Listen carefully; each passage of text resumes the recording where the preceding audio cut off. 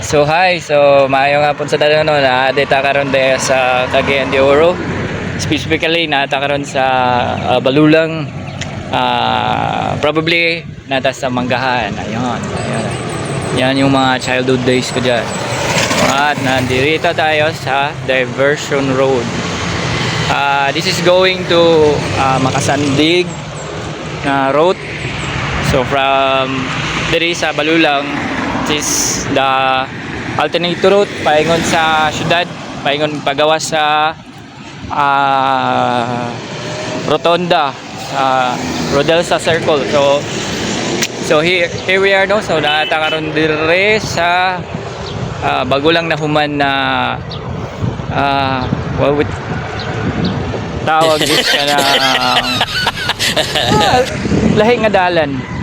So, we see no, grabe amazing oh. Grabe amazing ang dalan. That is Cagayan de Oro River no. Kaya siya paingon na siya sa Carmen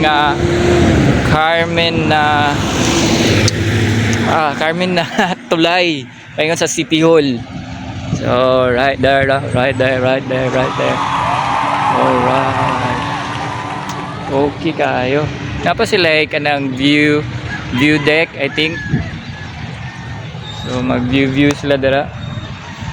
So actually habog kayo ang kanang wall sa dalan no. I think mga 1 to 2 ka layer no ang kanang one.